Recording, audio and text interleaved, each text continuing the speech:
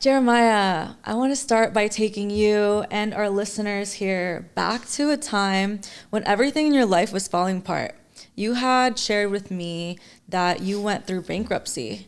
And in the same year of you going through bankruptcy, you also went through a big discomfort of losing two main relationships and friendships in your life, business partnerships in your life, as well as your girlfriend leaving you all within the same year. Can you talk to us a little bit about what those emotions brought up in your life as far as feeling like you're at rock bottom and what that felt like? Yeah, this was back in 2020, around August, September, and I was going through a lot of shame and guilt. The shame was finally surfacing. It had space to surface and see, all of my actions from my past, where I was making myself wrong, where I felt guilty about how I showed up. And I was coming face to face with a lot of addictive behaviors throughout my life, 20 some years of addiction to drugs, alcohol, sex, overworking. And I just finally had enough space, like psychological space, to see the impacts of all of those actions. And yeah, there were periods where I felt suicidal. I didn't know who I was in those moments. I was really coming also face to face that I had placed so much of the sense of who I thought I was, my self-worth, in the achievements, in the being the successful entrepreneur that then I go financially bankrupt, or being in a relationship but then my partner leaves me. And so when all of these things that I had attached to were gone, it was like, wow, who am I? Yeah. Like, what matters anymore? And then compounding that with the shame and guilt, it was just this dark hole. Yet it was also a point where I really saw that something's off. I've missed something here. Like, it's time to consider new action in my life. Yeah, totally. I mean, that's a lot to go through within a year. I feel you. Based off of that, what do you think was the actual catalyst where, most people going through hardships in their lives, what our society has kind of molded us into is just like turning into vices and turning to distractions and turning to numbing. So at what point did you say enough of that? And what was it that really turned you into, hey, something needs to change here? Yeah. Well, severing the relationship with two of my closest brothers, business partners at that point, having my girlfriend leave me, the financial banker, that was a lot to deal with in a year. And I'll never forget, it was August of 2020, and I had finally decided to get back into therapy. I started working with this 70-year-old woman who was referred by a mentor. She'd been in therapy for over 45 years. And I remember at that point telling her like all this inner work I'd done, and then I'm, I like acting like I really got it. Yet I'm also on that call, just like crying my eyes out, trying to defend my positions. And I'll never forget, I'm sitting there on Zoom, I'm like pulled over on the side of the road, about to drive back home to be with my brother, like to heal from this breakup. Yet I'm doing this therapy session in my car on Zoom, and she looks in at me and she says, "You think you're so self-aware, you're a fucking addict and you've never dealt with your addictions." Now, although I don't identify with being an addict or any of that, I could see what she was pointing to. She was pointing out the addiction that had been running my life. And it finally jolted me open. Most of all of my life, I had resisted the word addiction or being an addict because I watched my father struggle with addiction his whole life. I was in and out of Alcoholics Anonymous meetings from a 6-year-old up until my teens. And so that moment was very pivotal for me. I actually saw the truth of it. I could see what she was pointing to. And from there, I started to really look at all the vices in my life, the things that I had used, from drugs, alcohol, sex, overworking, exercise, relationships, travel, like you name it, I had used it and burned it into the ground. And so from there was just like this space that started to open up where I had a totally different relationship to all of these things that I was using. And I started going into like trauma therapy, eventually the 12 steps. And I say the path is like an upwards roller coaster, take 4 steps forward, 3 steps back, 4 steps forward, 2 steps back. And so although some of the vices and these things started to diminish over time, I would still hit little challenges. Yet in that experience back in the time, the main thing that really did it for me was having that opening to being willing to admit that, hey, something's not worked here. I do have a problem. And I remember confessing that out loud that like love is the most important thing now. And I am committed to having this resolve for my life. So that was a very pivotal time in my life, going through this big rock bottom, having a great influential therapist be direct with me, go beyond the confines of therapy and what normal therapists would say to you, and then really making that declaration for my life. That was the beginning of a lot of the vices and the seeking and the addiction and the grasping started to lose its hold on me over time. Totally. I can see that the disruption of this woman who was just selflessly blunt and honest with you is something that I personally, in my experience with just regular talk therapy, I feel like I'm just working on getting validation here from my therapist. And that's kind of what you sign up for. But having someone be a complete stan for you, which is the work that you do in your life, is next level. Agreed. But okay, coming back here, you mentioned your father, so let's take it there. You know, a lot of our deep rooted conditioning and just ways of being are uprooted from our childhood and the way that our parental figures and their roles in our lives. Can you take us back into the relationship with your father and how that's impacted you today? Yeah, so I'm going to share about my father and my stepfather. And just for a little context, my mother was 13 when she got with my father, who was 29. And he was literally a pedophile. And my father was kicked out of his house at age 12, hooked on drugs and alcohol in his teen years. And he was actually dealing drugs with my grandfather. So my grandfather, my father at the time, and then my mother would go on these drug runs around the US. So very hectic lifestyles they had, long family line of addiction. And my mother had me at age 20. And then when she was 25, I was 5 years old, she had this coming to Jesus moment. And she's like, I am not going to raise my kids in this environment. And my father said, what you see is what you get. I'm not changing. And so my mother left and she divorced him. And that was a big rupture for me as a 5-year-old. It was some of my earliest memories, watching my mom literally walk out, take us with her. And I just felt like my father was gone. He was taken from me, because I had a lot of love for him. I was closer with him. And so there was a lot of just this feeling of separation, agony as a kid.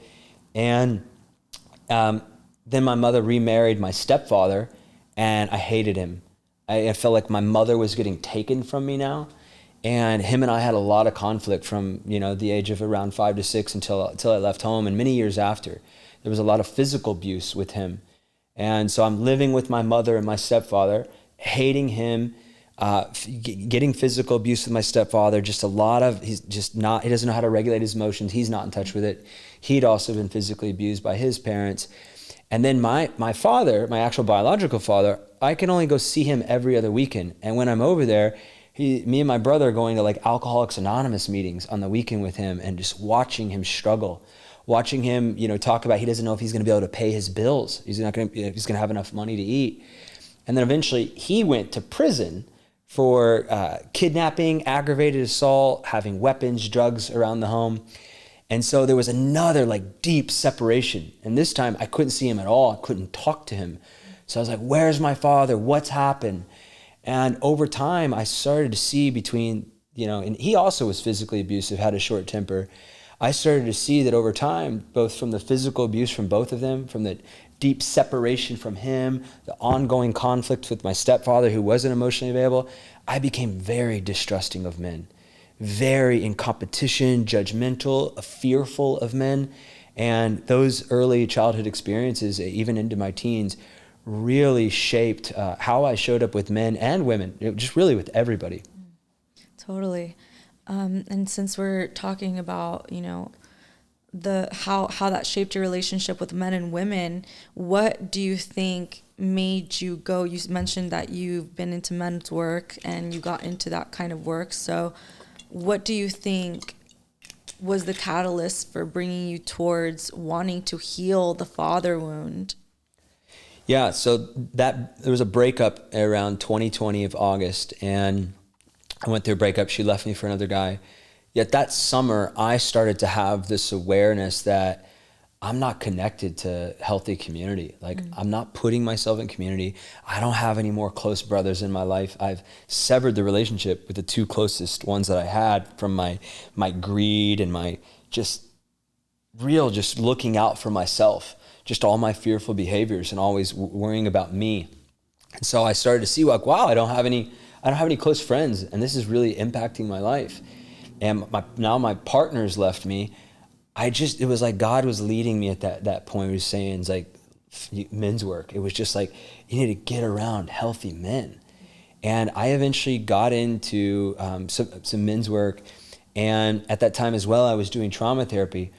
And I really saw through that men's work, like how many other people, like men just like me, who'd grown up in very similar homes, who were also very distrusting, who were holding on to a lot of that pain. And by witnessing them go through their own, emotional releases and letting out anger and rage and just a space where we can all bond and open up about that, that was a major catalyst for me being able to feel safe in community, not just feel safe with men. That was a huge opening and in brotherhood, but even with everybody.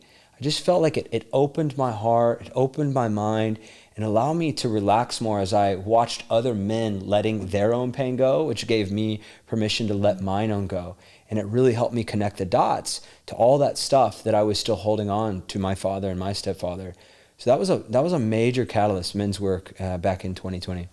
Nice. Yeah. I mean, that type of work I feel like is so important in today's age. Our society has molded the masculine into being this non-expressive, non-emotional, pushing through, just acting and putting on a facade and a mask on and acting like everything is fine. And that's been generationally given to us as a structure of what the masculine should be. Sure. And at what point do you think that you realized that type of masculinity no longer worked for you? It was, again, 2020. And just for some background context, I already shared about my father and my stepfather. Well, after I left home at 18, I went and joined the U.S. Marines, and I compounded all of that to another level. And, in the Marines, you're really conditioned not to show emotions and suck it up and get it together. And you just beat that stuff out of you if there's any of it even there. And so, it took me another 10 years after I got out of the Marines in 2010. And it wasn't until 2020 where I started to see, wow, not only did I have the stuff around my father's, I had all this military stuff that's deeply imprinted into my nervous system and psyche.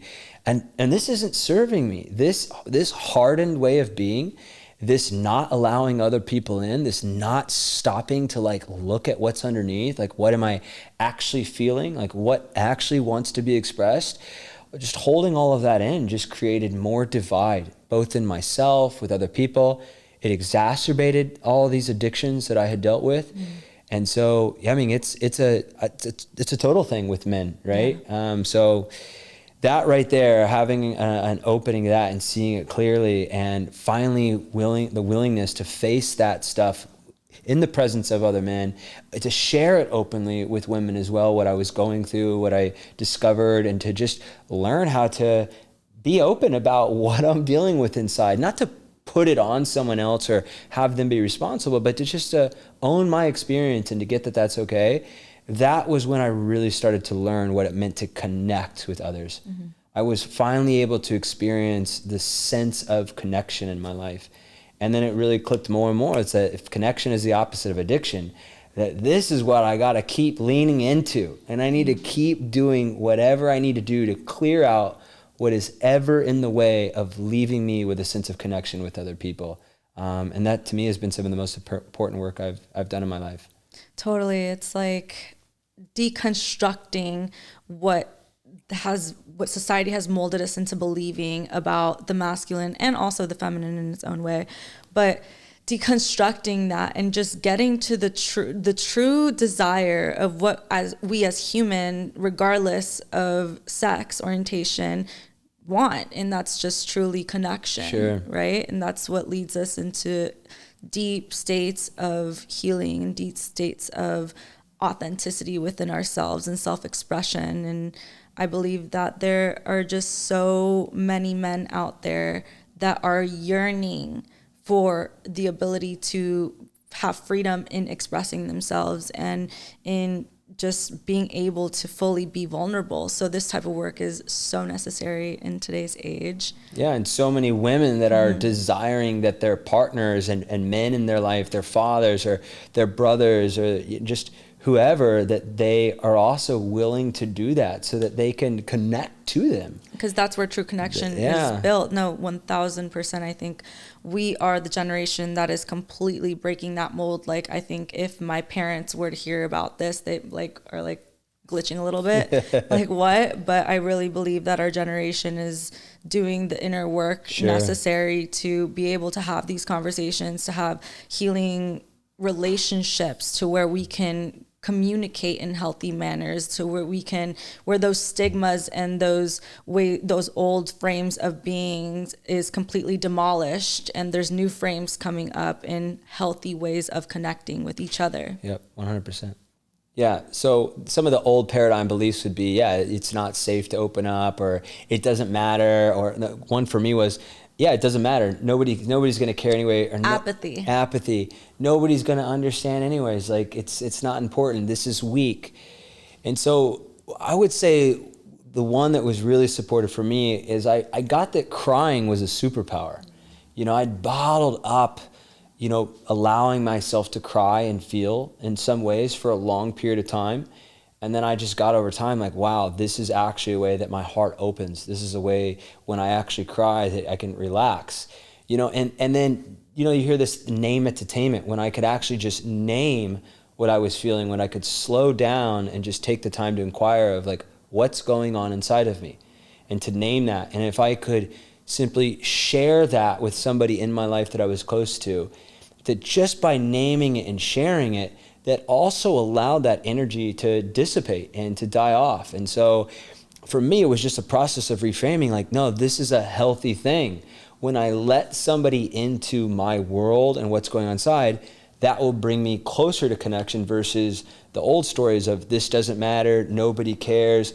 The way I also look at it is, we know that if somebody in our lives is really going through some grief or some pain, and they come to us and they want to confide into us, their support, most human beings, we would be so honored to be there for our friends.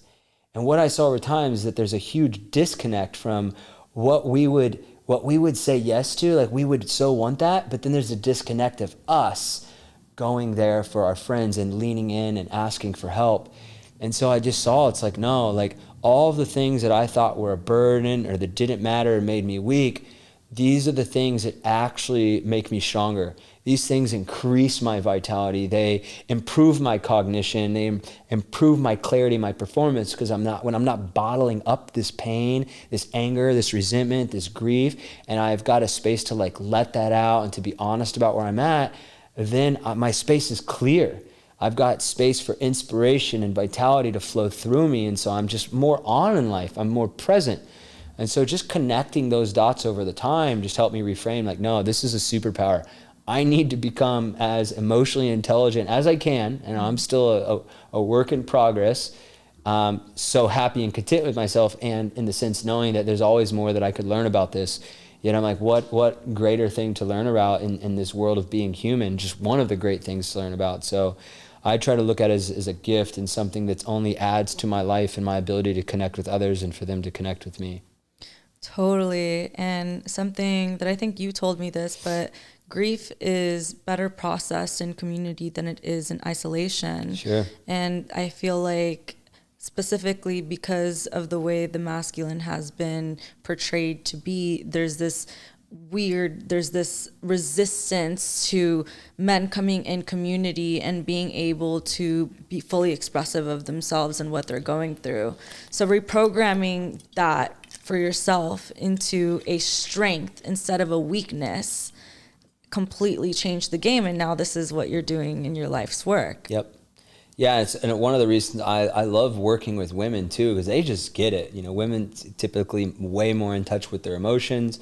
And so the work we do, they actually it's like they can take it to another level and they get it really quickly. And it has been rewarding to work with men up to this point as well, and to see ones that get closer to that, because they always become more powerful. They attract greater relationships in their life. They start making more money. So yeah, I mean, all around the corner, it's an important skill set, emotional intelligence to cultivate, in my opinion. Totally. Yeah. So for most people, when things get hard, they turn to a negative way of a coping mechanism. At any point, did you notice that any of your addictions were going towards numbing the pain and running away from the issues? And at what point, noticing that, did you realize this is not working for me? Yeah, well, through most of my life, I didn't get on this path of personal development until it was 2016, so about 8.5 years ago. And before then, I had no idea that I was numbing and these things for pain. Up until that point, I had sex addiction, travel, 67 countries, chasing money, alcoholism. It was so many things that I was using now looking back to cope and numb that pain. Now, in 2020, I shared that, I got committed to getting into men's work, trauma therapy, and finally looking at the nature of addiction and working to resolve that. And it still took me about a year after that point before I went into full sobriety. Even after working the 12 steps in April of 2021, I was still allowing myself to utilize substances. I was doing a lot of ketamine back in the summer of 2021. And there was this period around August to October of 2021 where each time, 4 times in a row after using ketamine, I got strep throat each time. And I went through these 4 rounds of antibiotics, and I just got this message. God was like, you have got to let it all go. There's no justifying any of this stuff. There's not like, oh, you can still do a little bit of this now because you've worked the 12 steps or because you've gotten trauma therapy. I still saw the psyche's propensity to want to use those things. And it was only when I was willing to give it all up that the deeper layers finally started to come to the surface, which I'm sure you know as well now in your journey into sobriety.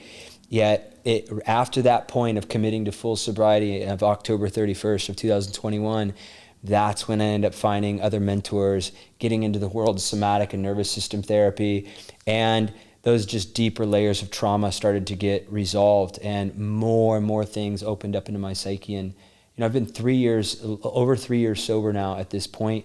I've supported so many other people now coming into sobriety, and yeah, it's just I don't even have, back then, yes, was I using it to cope with pain and these things? Yeah. And now at this stage, further into the journey, it's like I just couldn't even imagine doing that to myself. Like I can't imagine poisoning myself or trying to run away from it, because I saw that all I was doing is cutting myself off from my humanity.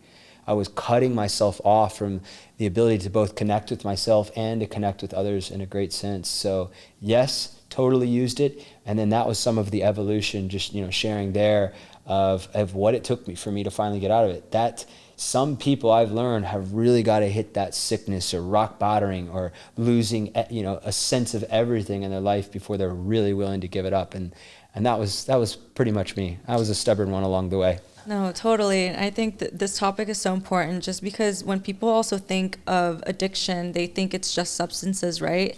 And when I started my journey of addiction, it was noticing not just the substances, but noticing all of the other things that play a role in the attachments that I have to the world and just my day-to-day, my phone, food, just a bunch of different things, sex, and all of these things that we reach for out of discomfort. So like I was letting go of substances, and then you play games with yourself. Like I played games with myself, like, oh, I never really had a problem with alcohol. Mm-hmm. And like I've never really liked alcohol to begin with. So I can still go and have a drink every now and then.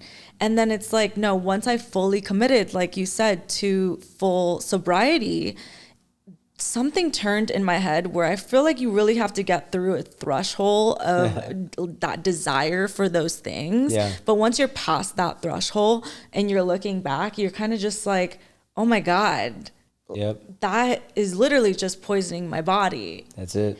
And I don't know if I could ever go back to the way that it used to be, or even just enjoying the things that I used to enjoy, because after you get through that threshold of no longer looking at it as a desire or a reach for a discomfort situation, it's a total game changer. Total game changer.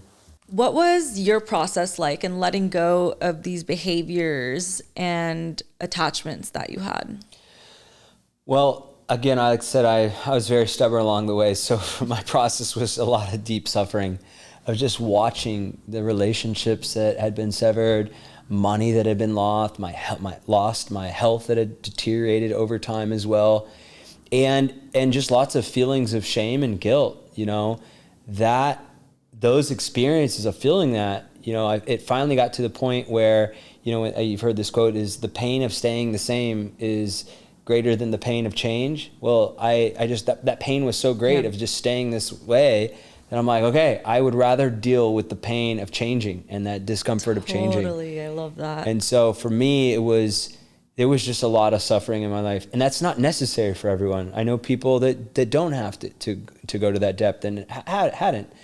I just was really stubborn, and for me, that also correlated to the levels of unresolved trauma and levels of complex trauma that I had experienced. So it just naturally took me a little bit longer to unplug those from those things. Yet, as I started to see the necessity of that, the necessity born out of the suffering, some of the things that did support me stabilizing in that, and even getting to that point in some ways, was turning towards a relationship with a higher power, which for me now is Christ consciousness, my relationship with God, and really surrounding myself with other people who were sober-minded, who were living sober lifestyles, and letting go of all of the things that I had used, letting myself go celibate for 11 months, letting myself not go seek romantic relationships, like stop putting energy to these things that I have used in the past and behaviors as addiction. It's like now taking a really inventory of those things and redirecting my energy onto the things that I say are most important and my values. Lots of prayer, other things and processes that allowed me to let that stuff go is, just being even more diligent about taking care of my sleep, making sure that I'm not eating any processed foods. I'm moving my body. I'm getting healthy sunshine, right? I'm communing with other people that have, again, shared values, shared spirituality. So a lot of these things from a holistic standpoint of view help me stabilize in that sobriety. They help me stabilize in this greater emotional intelligence and coming back home to my soul. It was a process born out of suffering, stabilized through my relationship with a higher power, and just holistic wellness in my life. Yeah, I really like what you said about your desire, or you would rather suffer through change than suffer with staying the same. That is so real. I think coming into sobriety for me, that was something that I was like, you know what? I haven't tried this. Let me just suffer through the discomfort of what this feels like, and then I'll make my decision. That's it. Yeah. Perfect way to frame it. Okay, let's talk about compassion. One of my favorite values. Self-compassion is something that men have a really hard time coming into. So how did you find compassion for your own journey and your old self and just old ways of being? Yeah, it took me quite a while before I would say it was just a couple of years ago before I really felt like, wow, I really can be easy on myself. I can stop being hard, always trying to fix and change and make myself wrong or think that I'm not enough.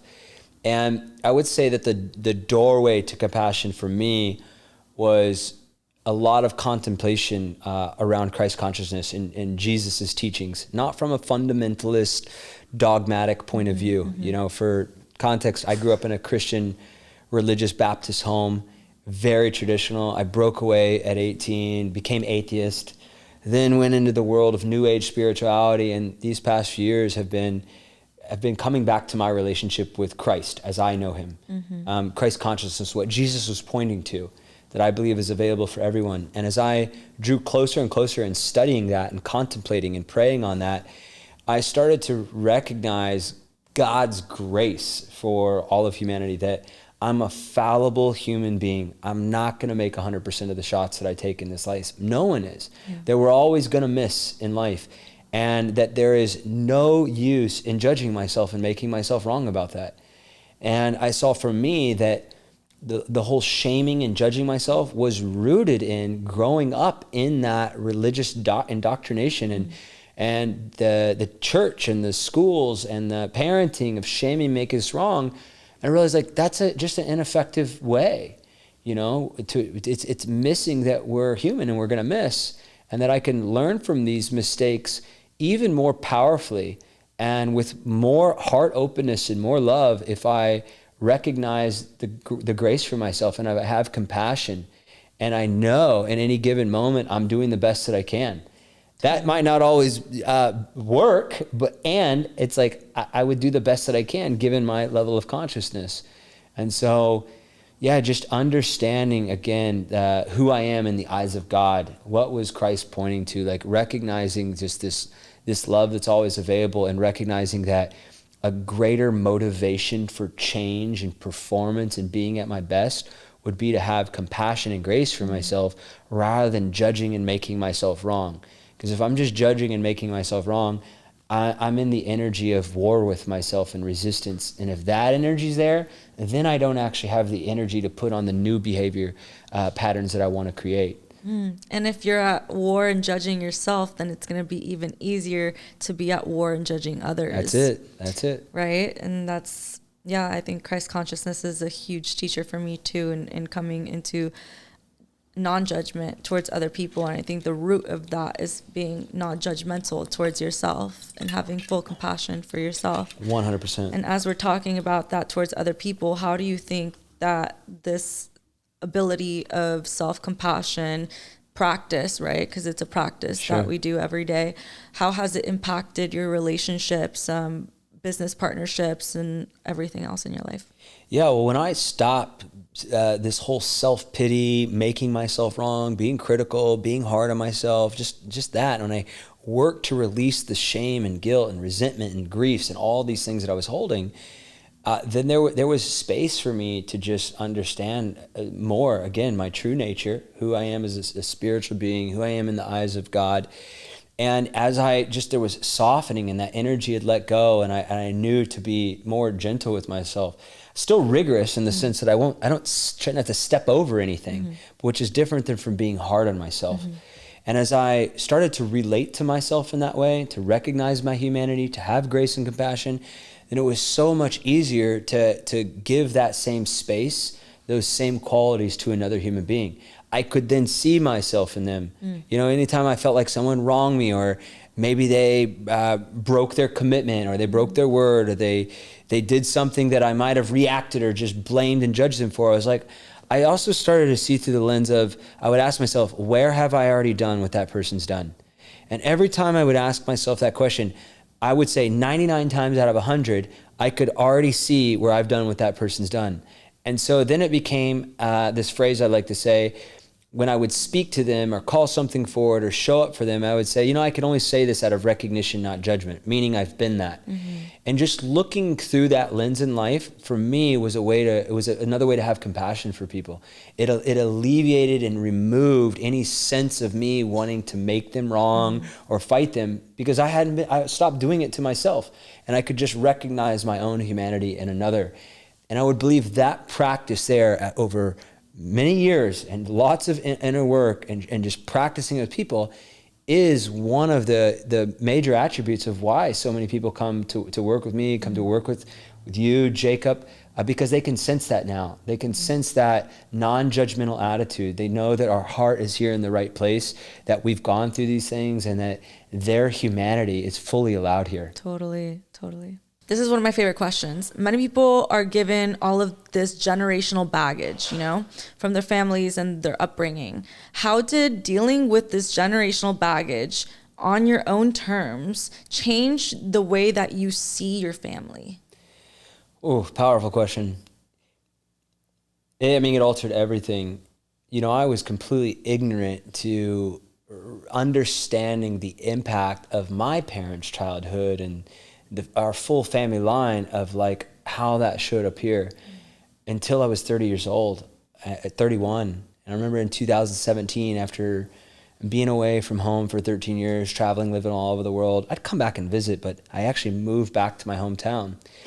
And I moved back because I could see how much hate, anger, resentment that I was holding towards my parents and my family was showing up in my business partnerships, my relationships with my health. And so I was just called to move home and start working on this relationship with them. And I'll never forget, I was there and I started asking my mom a lot and my stepdad about their upbringing.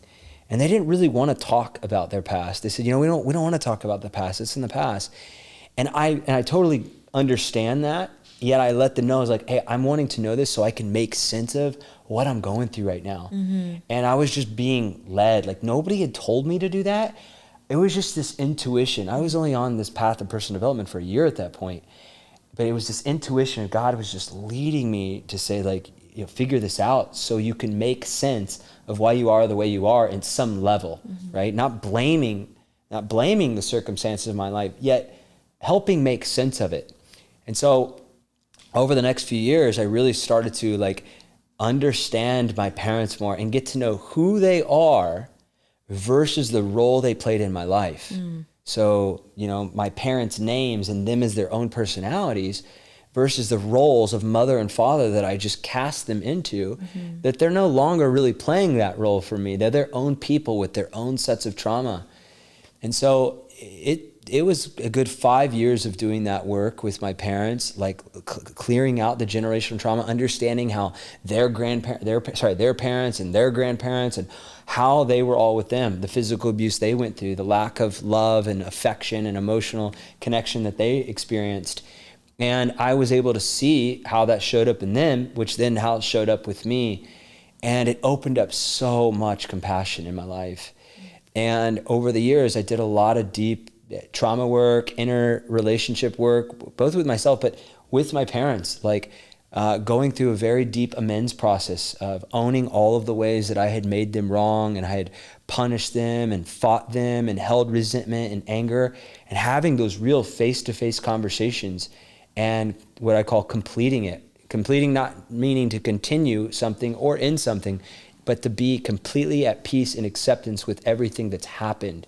And as I went under that process for many, many years, and it even cleared the generational trauma from past them, mm-hmm. it just opened up so much more love and compassion with them, which then in turn improved all of my other relationships, right? There's love and intimacy that I have with my parents now, when it used to be, I went one into the spectrum of hate, anger, resentment, blame, being a victim, all the way to the other end of the spectrum of having love, compassion, intimacy, closeness, where I can express anything that I want to express with them, and I can acknowledge them and see them. And in return of me doing that inner work and owning it, what it also opened up in my family, just about a year and a half ago, for the first time, my stepfather spoke to the goodness that he saw in me, and he acknowledged me. And I'll never forget, he was even in tears, and he even apologized for the first time in his life for things that happened in childhood. Mm. And that came as a result of me giving up all of my attachments for wanting him to see the impact of his actions. Yeah. It gave up me giving up all of my resentment, giving up all of my blame, doing my inner work to come back into my heart and to let go of all those resentments. It created a space for my parents to step into that possibility for themselves. And so I mean, it's one of my mm-hmm. biggest joys now to support men and women with all over the world so that they can get freed up, because, our family, especially our parents, are the most foundational relationship for all the relationships we'll have in our life. And what I'll end on this particular point is my spiritual guidepost, a quote that I just dialed in on and focused on was this quote. It goes, "Until you complete the relationship with your parents, all your relationships will be about your parents." Mm. And when I heard that 8 years ago, I just felt the truth in my body. And I knew that all of this other problems and things that were showing up over here, they were showing up with my parents. And if I really wanted to get my connections with others and having more fruitful relationships and less drama and suffering, that I needed to go get it complete with them. And if I got it complete with them, it would alter everyone else. And sure enough, I saw the truth of that over many years, thousands of hours of working through this. And then now I've seen that replicated with so many people I serve. So that's to me, the impact of generational trauma, doing that inner work to get to acceptance and peace, what I call completion in all of our relationships from our family line, which will then trickle out to everyone else. Totally. I think that's when it comes to the self-development world, a big part of it is working on getting out of that victim mindset, right? And I think an easy way for us to just get really caught up in that is with the easiest people in our life. And who is that? It's our internal family systems. It's our mom and our dads. Yep. It's really easy to blame them for who we are. It's really easy to blame them for the way that we were brought up and just be like, oh, well, this was given to me and this is just who I am. Yep. So coming into the responsibility of owning who you are, separating yourself from their own humanness and being able to fully have compassion for their humanness, forgiveness for what they've gone through in their own personal lives, and having the ability to have that differentiated between you and your family is huge, because I believe that also as we're growing and as we're trying to do all of this work, the more that we become more responsible on our own journey of, hey, regardless of what I was given and what cards I was given and what parents and what family I was brought into, I am in full responsibility of the person that I can become and that I want to be. That's it. Yeah. Because all of that stuff has already happened. Right. You know, so sitting around complaining, making it wrong, being a victim, blaming, holding on to resentment, it does nothing to anybody else but yourself. You know, so it's like, yes, it happened, and now you're responsible for dealing with what you've internalized, right? And the quicker you're willing to be responsible for that and just take action on getting that felt process cleared out of your system, the better life you're gonna have, the better life you will have. You'll have more fruitful relationships, you'll make more money, your health will be better. Yet if you continue to hold on to all of that stuff and just let it fester and build in your psyche and your body, it will slowly destroy you. And also another thing you said was about how every relationship will end up being like the relationship with your parents. It's so true. Like without being conscious about it, are always dating our parents. Sure. In a way. We're looking for that if we're not being intentional and conscious with what our values are and all of these things. We get into these relationships where we start replaying the past. Yep. And we start playing narratives. Maybe we start even replaying the same dynamics that we saw our parents growing up with. Sure, 100%. I've done it. Unintentionally. Yep. And it's all so crazy that like the moment that you truly desire to have that relationship clearing with your parents and let that go internally with them, then you can fully heal and process into going into a romantic relationship with someone else. Yep. It's so wild. Yep. That's so wild to me. So a lot of women have been hurt by men who haven't done their inner work. Why do you think a lot of women have came to join us in Metamorphosis and be led by you and Jacob to work with you guys? Yeah, I mean, everything we've talked about today, you know, I found that when a person undergoes the deep inner work and transformation, they let go of all this hate, anger, resentment, grief, pain that they've held towards their parents, towards other people in their life. Like that's stuff me and Jacob, my partner Jacob, have done. We've gone through the depths of that through therapy and coaching over many years. When that stuff's released, you're naturally going to have more space to be in your heart, to be more present, to be more compassionate, and then that's generally going to get felt by people. You know, this current round of our program, we've got 14 out of 19 women, and this past year, a majority of my one-on-one clients that have come to me from around the world have been women. And before this, I would have never imagined working with women in my life. And so I started to ask a lot of them, like, what was it? Like, why did you come to work with me, us? And one of the common things where they couldn't find people that would be straight with them. that would just be direct. It would tell the truth. You know, they wanted to be in the presence of men that had strong boundaries with themselves, that they felt safe around, they felt trusting of. And so I think it's just a testament of the very work that we're bringing to people, the work that we bring people through, that as you clear out all of your past, your baggage, and you come back into your heart and you surround yourself with healthy people, that you're naturally going to occur as safe, and people are going to want to be around that, right? Human beings are smart. We can feel if other people are safe. We can see if they're in their heart, whether it's conscious or we're unconscious to it, whether we have language for it or not. It's like a sense that you can feel. And so I'm so grateful for the amazing women that we got to work with so far, and that we're going to continue to work with. You know, we're going to be exclusively working with women starting next year, and I'm really excited about that. So if any of this resonated with you today, and you would like to, you know, engage further with myself, Camila, and our business partner Jacob, we're going to be offering a free 30-day personal development challenge starting January 1st, and this is going to be exclusively for women.